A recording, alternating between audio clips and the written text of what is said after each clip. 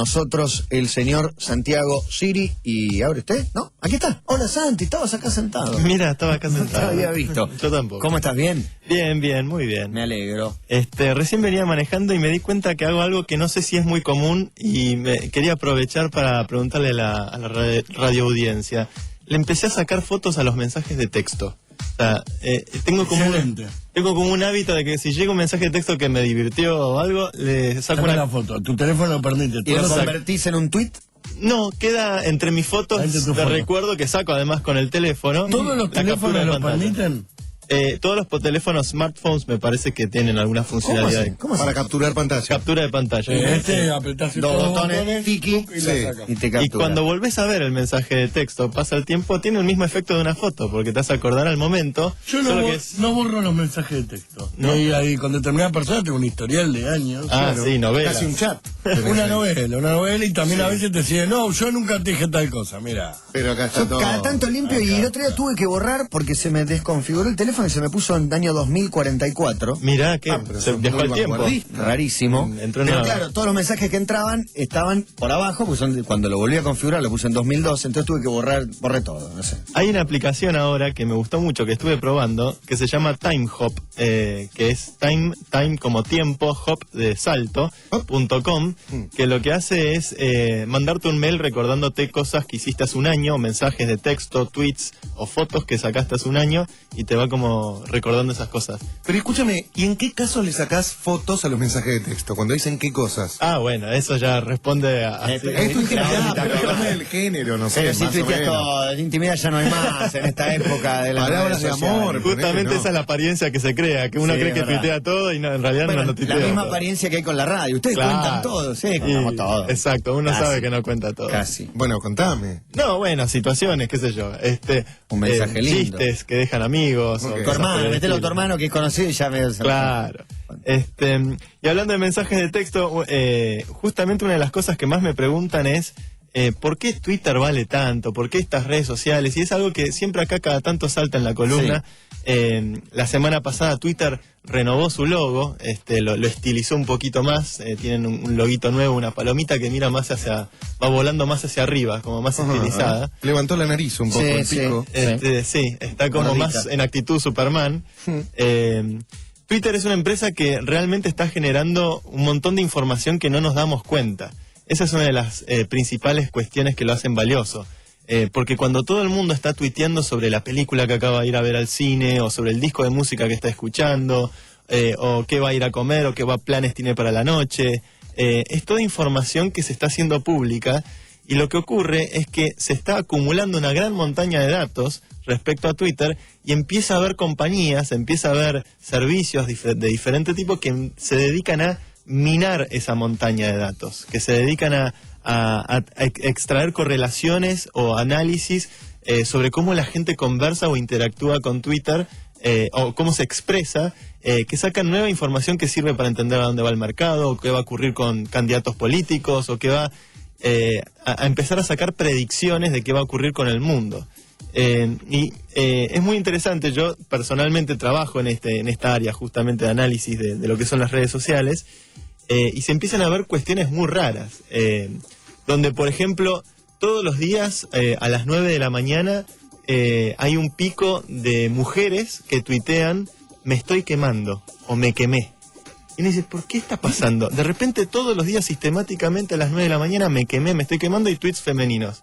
Resulta que aparentemente hay muchas mujeres que están usando la planchita a las 9 de la mañana, 10 de la mañana antes de salir a trabajar, y se están quemando con la planchita. Dormidas, las están todas. Y lo escriben. Bueno, ayer Rafa cabeció una ventana dormido. Sí.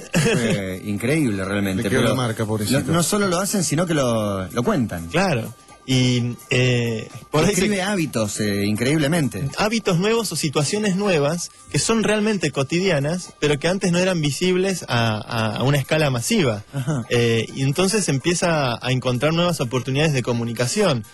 ¿Cómo descubrir eso, no? Porque tenés que seguir a miles para convertirlo en una tendencia o en algo significativo a nivel sociedad. Nosotros, lo que yo hago en la semana, que es justamente estos trabajos de investigación sobre Twitter, hacemos un montón de experimentos. Uno de los últimos trabajos que tuvimos era analizar cómo la gente hablaba alrededor de la cerveza. Y por ejemplo, birra es la forma más común en que Sí. se dice, Y más corta, se más refiere claro, entra mejor en los 140 caracteres, sobre todo el universo de palabras que la gente usa con birra. De repente una de las más comunes empezó a ser cardíaco, paro, no doy más. Digo, ¿cómo puede ser que birra y paro cardíaco estén tan relacionados? Claro. Y estos tweets venían siempre los domingos o sábados a la mañana. Resulta que es la gente que sale de joda a la noche y después por ahí se va a hacer deporte o algo por el estilo y dice, no doy más, ayer me tomé 1000 birras, me va a dar un paro cardíaco. Es el chiste más común, digamos, no es que sucede. Claro, no es que sucede, pero empezamos a ver como lo que uno preasume que es sobre cómo se conversa sobre una determinada cosa, de repente hay muchísimo más. Una de las cosas que estudiamos del mundo femenino, por ejemplo, es 2 de cada 3 tweets que dicen me muero o me morí son de mujeres, que no sabemos exactamente qué quiere decir eso, pero hace que esa expresión o ese Que le encanta algo, pero es una expresión por ahí más usada por las chicas. O por ejemplo, también con las mujeres es muy común la palabra parece. O sea, es una palabra muy común a priori. Uno diría, la palabra pareciera ser una palabra que se puede usar, y de hecho la usan mucho más las mujeres, porque dicen, ay, esa se parece a... Mira, es un estudio de comportamiento. Exacto, y de lenguaje. Humano, y de lenguaje también. Pero también vinculado a horarios y a horarios, a momentos a del género. día, a género, a lugar geográfico. Porque Twitter nos da nuevas claves sobre lo que es el lenguaje. También el lenguaje es algo que va mutando permanentemente. De hecho, el lenguaje en sí mismo es todo un mundo muy rico de analizar. Y eso genera nuevas oportunidades de comunicación. De repente empieza a haber empresas o empieza a haber compañías que se dan cuenta que la forma de comunicar o de llegar a la audiencia que quieren llegar es mucho más fácil. y más directa. Pero esto encierra un nuevo dilema, ¿no? Porque cuando alguien hace un chivo por Twitter, me han ofrecido montones de veces, Sí. y por ahora dije no, la verdad, en principio por ahora no sé si será para siempre, pero por ahora no. Pero ¿por qué digo que no? Primero porque nunca lo hice y me genera como... Sí. No sé, no me siento del todo cómodo. Y segundo, porque tengo la sensación que si yo digo, esta gaseosa es la número 1 del país, las 50 menciones que aparezcan van a ser, ¿cuántas te dieron? Exacto. Pero Es cuando haces un contraproducente- comercial, ¿no es es lo contraproducente para la marca. Exacto. No, nadie me llama para decirme cuánto te dieron por el comercial de Coca-Cola que hiciste, porque obviamente es un comercial, está en la tele. En Twitter yo vuelco mis impresiones personales. En el comercial de Coca-Cola digo, aprovecha esta promoción de Coca-Cola in Concert. En mi Twitter no digo eso. Entonces no hablo de cuestiones comerciales. Entonces No nadie me veo dice tanta nada. diferencia, me parece a mí. No, me pero parece yo más inteligente. en Twitter En tu pongo, caso- me encanta Trezeguet, estuvo Claro. muy mal no sé quién, ¿qué dijo Cristina? No pongo Coca-Cola refresca mejor. Y si lo pongo y llegan 50 puteando, para mí que a la marca no le sirve. Claro, Para además mí. porque se confunde algo que vos es algo personal, vos Twitter usás Claro. comunicar cosas tuyas. Pero la publicidad es cada vez más invasiva, Claro. que quiere que vos lo conviertas en personal. De Que hecho, diga, Juan en tu Pablo casa abrió un otra lazo parte atado. para el... Claro. Bueno, sí, Juan pero Pablo lo hizo comercial. bien. no publicita en el personal y sí en el Barque Sports. Ahora, lo que ocurre justamente con Twitter es todo un gran tema de debate. Obviamente la publicidad invasiva nadie la quiere. Ni el propio Twitter te mete tweets invasivos cuando ellos podrían meterte tweets entre los tweets promocionados, Claro. entre medio de los tweets normales. Y tratan de justamente que la experiencia no esté corrompida por lo comercial. Y es cómo encontrarle la vuelta a eso. Bueno, empieza a haber compañías que también... lo que ocurre en la economía mediática, los medios tradicionalmente, la televisión, la prensa, etcétera, tienen una economía basada en la reputación, donde los celebrities o la gente que es conocida tiene acceso a ciertos beneficios por ahí, porque una marca lo quiere sponsorear la ropa o los famosos canjes, ¿no? Esa economía hoy en los medios tradicionales es una economía donde pueden acceder solamente aquellos que tienen un lugar o un espacio en el medio, en la televisión, en la radio, donde sea que se desempeñen. Lo que ocurre con Twitter es que cada vez más gente tiene, o sea, en Twitter todos tenemos la oportunidad de expresarnos. Entonces, esa economía de reputación empieza a ocurrir a gran escala, empieza a poder ocurrir la reputación de todos los usuarios o la influencia de todos los usuarios y en determinados nichos, ya no marcas de consumo masivo, sino marcas más especializadas, por ahí el tipo que es referente en programación, que es un nicho, o el tipo que es referente en historietas, que es otro nicho. Empieza a haber una oportunidad para que las pequeñas marcas que apuntan como a la larga a lo que se dice el long tail, a la masividad de nicho, muchos pequeños nichos en lugar de pocos en la elite, genera justamente una economía de reputación. Y hay compañías como Cloud es una de las más conocidas, que analiza tu reputación en los medios sociales y dice, acorde a tu puntaje, te da beneficios, una entrada para un recital, te da acceso a una aplicación, descargas gratuitas, o incluso en algunos casos te mandan ropa o descuentos en hoteles o en pasajes de avión. Y todo eso es porque se está empezando a medir si sos influyente en tu mundo, en tu pequeño mundo, porque puede ser un pequeño mundo de 10.000 personas o un pequeño mundo de donde te siguen 300 no sé, o 2 millones. 200 muy especializados. Se está democratizando esa economía que antes era de unos pocos. Me siguen 300, pero soy Eduardo Constantini, los 300 que me siguen tienen un poder de decisión. Bueno, probablemente te sigan muchos más. Claro, pero no hacer más seguido, por ahí tiene 1500, qué sé yo. Es que las relaciones sociales y el nivel de influencia se empiezan a ser visibles. Justamente Twitter, como gran montaña de datos, empieza a transparentar cosas que antes las veíamos más con el instinto. Esta idea de quién es quién, o quién importa más, quién tiene, que antes era por ahí más desde lo que alguien te aconsejaba o desde lo social, pero no tan visible a nivel público. Y al hacerlo a nivel visible, a nivel públicamente, entre quién sigue a quién, eso es una información que está disponible y también se puede empezar a medir. Y el medir la influencia, medir la reputación, medir el sentimiento de los mensajes, si hay mensajes que hablan muy mal de un determinado producto, o de una determinada película. En Hollywood ha ocurrido que hubieron estrenos de grandes blockbusters así, de grandes lanzamientos, y al primer día salieron todos los tweets destrozando la película y la sacan antes de tiempo, antes de que se quemen la carrera de los actores, de los productores. Prefieren evitar riesgo, y eso es el poder. ¿Pero que es para tanto como para levantar una película? Ha ocurrido. Hubo un caso el año pasado de una película que tuvo, no me acuerdo ahora el nombre lamentablemente, pero empieza a tomarse cada vez más fresca la información de mercado y la información de lo que la gente está opinando en tiempo real, además, y a una escala mucho más masiva.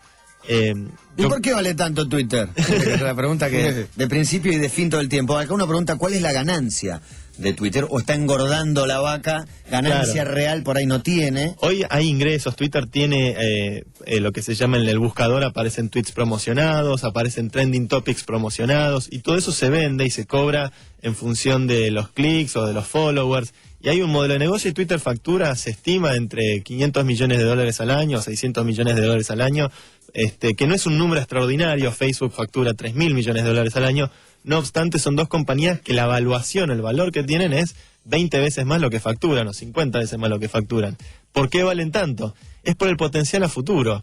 Hoy casi todas las empresas que toman decisiones de mercado, todavía los CEOs y los gerentes, pertenecen a la generación que se mueve bajo los viejos métodos, donde se usan un focus group, donde en el focus group le preguntan a 8 personas qué pueden llegar a pensar, y todo eso que antes llevaba más tiempo y que llevaba como procesos más largos, ahora con Twitter y con las nuevas herramientas se hace casi de forma instantánea, de una forma mucho más expansiva y mucho más masiva, donde en lugar de sondear a unas pocas personas, puedes sondear en tiempo real a millones de personas y tratar de sacar cuentas para correlacionar cómo eso se traduce en la realidad.